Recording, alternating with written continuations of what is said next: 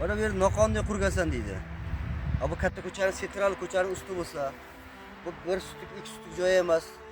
Tutqaning tubidagi joy emas. Tem bo'lib 2,5 gektar yer bo'lsa, 2,5 gektar joyga shunday issiqxona quradi-yu, katta raporlar bilmaydimi? Mana bu yerdan tuman hokimi necha marta o'tadi, viloyat hokimiyati necha marta o'tadi. Garib respublikadan kelgan vakillar o'tadi necha marta. Nahotki bilmadi shular 2,5 gektar yerga issiqxona qurilyapti, qonuniy, noqonuniyligini bilmadimi? Qanday odamlar hokim bo'lib ishlayapti, hayron qolasiz qarang. Mana shularni shundayligini prezidentimiz bilsa edi. Bizda ko'rganlarga aytmoqchiman. Bizda norozi kayfiyat, siyosatga qarshi deb o'ylashmasin, tizimga qarshi ekan deb o'ylashmasin. Bizlar bu mana bizga yetkazilayotgan zararlardan norozimiz. Bizda boy qilaman deb kambag'al qilgan, tadbirkorlik deb allab bizga issiqxona berib, bizni yana qaytarib olib qo'ygan hokimiyatlardan norozimiz. Mana bu yillar 2019-yil oy sanasi ko'rsatilmagan tuman hokimiyatining hujjat asosida Prezident qarori 4498 sonli farmoni bilan bankka ishonchnoma berilgan. Shu hujjat asosida Prezident qarori 4498 sonli farmoni asosida bankka dalolatnoma tuzilgan va xulosa berilgan. Bank va bizlarda shu yerda issiqxona olishga hokimiyat, Qizilsuv tuman hokimiyati va banklar bizni ishontirib, mana shu yerda issiqxona olishga da'vat etib, shu hujjatlar asosida bizga berishgan. Mana shu asosda yer sizlarga dedi, bir yerga dedi, egalik qilasizlar dedi. Buni keyinchalik uy qurib olasan degani uchun ikkita teplitsa olganman-da shundan. O'tgan yili menimcha mart oyida kelgan. Bizga hokimiyat vakillaridagilar kelishdi-dagin, viloyat hokimi bu yerda olib tashlasin. Bank bezovta qilmaydi. Shu to'lagan puliga shu bilan yopilib ketadi deb ma'lumot berishdi-da, biz ham shunga ishonib, shu temirini arzimagan 1,5 milliondan 3 millionga sotildi shu narsada. Keyin endi men ikkita ukam nomiga olganman, maktabda ishlaydi.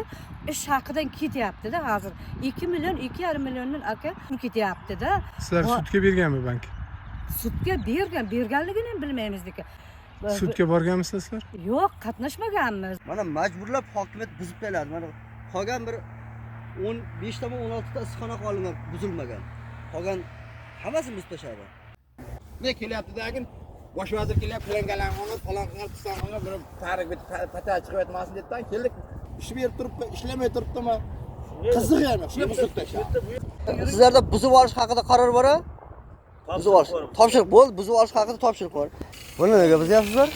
Buni nimaga buzyapsizlar? Bizga buzdi. Kim aytdi buz deb? Mashinadagi odam aytdimi? Shu kishi aytyaptimi? Sizlar buziryapsizmi uka? Qaroring bormi qo'lingda? Yo'q, qaysi kim nimaga sizlar buziryapsiz masalan? Qaror bormi qo'lda? Qaror bo'lmasa nimaga buzyapsizlar? Bor kattalar bilan gaplashing bor ekan. Ism familiyang kim edi uka? Yo'q, menga qara. Sen mening narsamni buzdiryapsan. Sen ism familiyang bo'lsa kerak-ku, ha? Buzdirmayapman, buzdiryapganda so'rang bor. Hozir kelasizmi?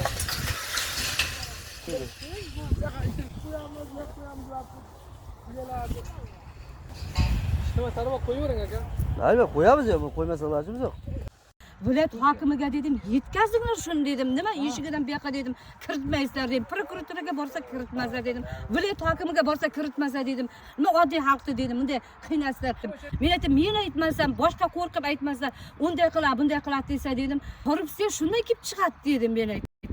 Uyda 2 tonna bug'doyni Agrobank shunday chaqirdi, savdogarlar chaqirdi-dagin, shu yerda yarim puliga pullab olib ketishganda shu narsani. Qancha to'ladingiz jami shu kungacha? 17 million to'langanman ikkitasiga-da. Yo'q narsaga 17 million to'laganman. Yemagan somsaga pul to'layapmiz hozir kunda. Biz mana shu yerda mana issiqxona olganmiz. Bizlarga vaqtiga berdi. Vaqti keladi, sizlarga uy-joy bo'lib qoladi deb aldab, ta'minotchi даже o'zi uyimizga kelib, elani mana shu yerda bizga topshirgan edi. Mana bugungi holda mana ahvolni ko'rib turibsizlar shu. Kredit qancha oldinglar? Kredit 25 million. Siz 35 million. Ta'minotchiga o'tkazgan, biz pulni ko'rganimiz yo'q. Prosta Pul berilmagan, umuman ko'rsatgan bizga. Yo'q, pul olmagan. Akajon, endi hokim bo'ldi, bu yerdan sizlar foydalanmanglar. Endi bu yerda olamizda bir tadbirkorga beramiz, foydalanadi dedi. Sizlar dedi to'lagan pullaringni dedi, ta'minotchi sizlarga qaytarib beradi. Bugundan boshlab bu delan sizlar yopinglar deb xalqni chaqirib hokimiyatga maylis qildi. qachon? 2023 mida? 23 ham 22 ham qilgan. Tuman hokimi. Bizga o'sha paytga to'xtatgan. bank raislari ham turib edi. Hamma bank raisi turibdi. Bitta turg'izdirib savol javob qildi. Bo'ldi, mana shularni bugundan boshlab delasini yop dedi, hammasini qo'li mana shunday hukmni oldiga. Xo'p deya. Bugungi kunga Rustam Pardayev ishdan ketib, bular aytayapti, biz hech qanday bilmaymiz. Qonun o'tib ketdi hokim bilan birgalikda deyapti. Sud bo'ldi deb bizga sudda qarorini ham ko'rsatyapti. Borganmisizlar? Menga Yo'q. kelgani yo'q. Biz Hali hech biz qanday borganimiz yo'q biz. Borganimiz yo'q biz. Bizni qaytamga bu yerda sizlar foydalanasizlar, sizlar boy bo'lasizlar deb bizni kambag'allikka tortib ketdi hammasi. Hozir qancha to'ladinglar? Hozir biz 10 million to'laganman. Bitta men o'zim 10 million so'm Har oy to'laganman. qanchadan undirilyapti? Endi hozir mana shu bugun kelib aytayapti, 26 million deyapti, qarzdorliging bor deyapti. Endi sen nomingda nima bo'lsa, uy joyingda nima bo'lsa, biz majburiy ijro ko'tarishga majburimiz deyapti. Aka, mana bu joy meniki. Ismim Usanov Mirjamol. Jamoat Kredit olingan. qancha? 30 million. Yopdingizmi? 25 million yopganman. Va uni qilgandan keyin bosim o'tkazgandan keyin to'ladik majbur. Daromad oldingizmi? Daromad bir so'm olganim yo'q. Nima hisobiga yopdingiz? Shu ota-onam mablag'i evaziga yopildi. Ona sizda nima? Bizniki ham shu. Mana ikkita olgan, bir o'g'lim, bir qizimga qo'l qo'ydirib olgan. 72 million. Hisoblab shuni hozir ikkita 18 dan 36 million to'ladi. Shu olgan o'g'limni xotini o'ldi. 3 ta balasi qoldi. 15 kunlik chaqaloq, 5 yashar, 6 yoshli. O'g'lim Qozog'istonga shuni uzay deb ketdi. Buni mol bozoriga, mana jahon bozoriga do'kon qilasiz deb sotgan. Olim ana Oston akani o'g'li. Mana endi bu yog'ini kelib uyimizga kelib, bu darvozani oldidagi mana temirlarni olib ketaman, yo konditsioner olib ketaman. Ana shunday qilib bankni kattasi. Hech kim tinglamaydi. Mana aka qaranglar. Tinimsiz uyga mana majburiy ijrodan suddan xat kelyapti. Mana tinimsiz kelyapti mana. Shunchaga ochdi, shunchaga pena to'xta, shuncha to'laysan, shuncha to'laysan. Tinchlik halovat yo'q. Hokimiyatga boryapmiz, boshqa joyga boryapmiz, tashkilotlarga boryapmiz. Birantasidan bir go'yali, ma'noli bir fikr bildirishmayapti. To'laysan bari. Olgansan issiqxonani, olgansan to'laysan. Gapirsak gap ko'p akajon. Hozir bu yerda masalan bu yerda issiqxona olganlar 60 dan ziyod odamlar bor. Lekin sizni kelganingizni hali ular eshitgan yo'q. Agar hozir 1 soatlar kutsangiz, hozir ular ham keladi. Ana shu qilayotgan syomkalaringizni, mana ichkariga kirib hammasini birma-bir syomka qilib chiqasiz. Hech joyga qolib ketmasdan, qo'shmasdan yo bironta so'zni olib tashlamasdan prezidentimizga yetkazdiring. Mana ko'rishmaganimizga 1 yildan oshib qoldi. 1 yildan oshib qoldi. Ming bor uzr. Shu sizni kelganingizni vokzalga eshitib, Qiziriq rayonidan shu go'dagimni yetaklab kelyapman. Murojaat qildingizmi? Murojaat qildik. Qani? Qayerlarga? Portalga murojaat qildik. May oylarida. May oyida. Javoblar qanday bo'lyapti? Javoblar tayin yo'q javoblar bo'lyapti. Biz hech qanday natija bo'lmayapti. Masalan, qaysi javob? Bajarmayapti. Mana prokuraturaning javoblari yozib qo'ygan, hech qaysini topolmadik, murojaat qiluvchilar topolmadik deydi. Bizga hech qanaqa ma'lumot ham berishmagan, bizga xabar ham berishmagan. Agar biz haqqimiz talab qilib boraversak, bizni norozi kayfiyatdagi odamlar deb ayrishyapti. Biz murojaat qilib borsak, o'sha vaqtida bergan hokimdan so'ra deydi. U hokim o'sha vaqtda hokim sifatida berilgan. Bizga bu qiziq javoblar berishyapti ular. Bu o'sha yerda olayotganda biz aldanganimizni bilmaganmiz, lekin o'sha hokimlar bilgan bizni aldayotganini. Bizlar suyunib, xursand bo'lib, olib tadbirkor bo'lamiz deb o'ylab olgandik. Mana endi 2-3 yildan keyin biz aldanganimizni bilyapmiz. Parnikdan mana shu yetim qiz yodgor bo'lib qoldi. Rahbarlar ko'rsin buni. Ikkita olib Go'dakmi? 15 kunlik mana 2 yosh bo'ldi. Mana endi bir qizimni haydab yubordi xo'jayin, seni qarzingni to'lamayman deb. Ro'zg'or buzilib ketdi. Buzilib ketdi. Men qayerga chopayin? Endi bu boshqa bitgan balo bo'ldi. Ne bir orzu, umidlar mana olganimiz orzuyimiz puchchaka chiqdi. Shu teplitsan deb qizim ajrashib keldi.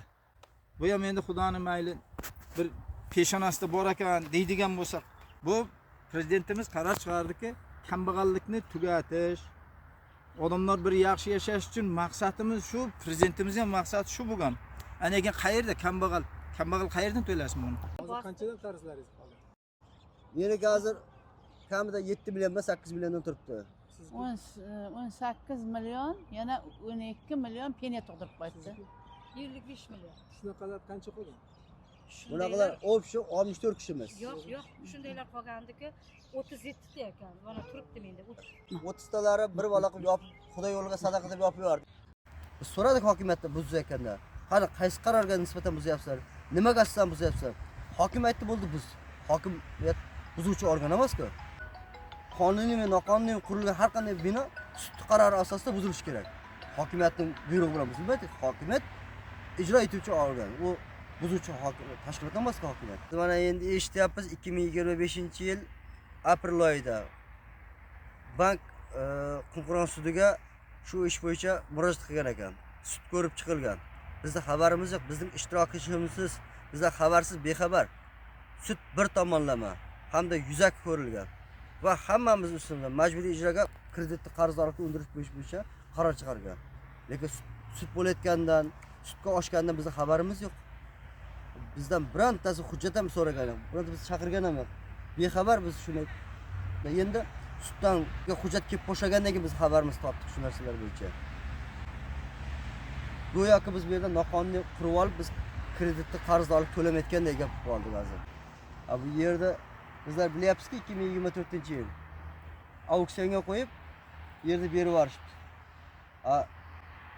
Yerda hokimiyatdan yurtboshimizning qarori bilan 2021-yil 1-avgustdan ularda vakolat olib qo'yilgan. Auksion orqali berilibdi deydi. Auksionga qo'yiladigan yerlar tekis, ustida chiqadigan bironta bir imoratsiz hamda nizosiz bo'lish kerak. Bu yerda issiqxonalar bo'lsa, böyle 64 kishining nizosi bo'lib turgan bo'lsa, chiqratib turgan bo'lsa, muammoli yer bo'lsa, buni qanday qilib hokimiyat auksionga qo'ygan biz hayronmiz. Ular ham pul to'lab auksionchilar olganlar. Mana 2 yildan berimi, 1 yildan beri foydalanilgan yo'q ular ham. Ular na auksionni pulini qaytarib ola olmayapti, na foydalanyapti. Ular ham allanyapti bizga o'xshab. Aka, vaqtingiz bo'lsa, mana shuncha qog'oz bor. Agar o'qib ko'raman desangiz, beraylik, o'qib ko'ring. Lekin bironta ma'no mazmun yo'q ichida. Bizga aka shuncha qog'oz, bir qop qog'ozdan ko'ra bizga bitta amaliy yordam, bizga bir natija kerak.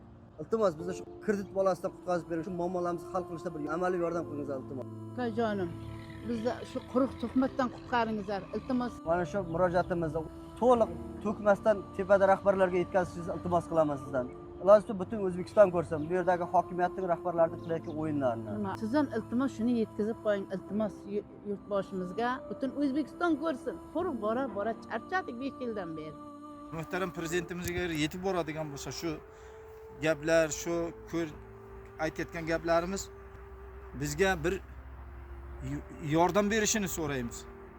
Meni aytadigan murojaatim shu prezidentimizga. Boshqa nima ham deymiz?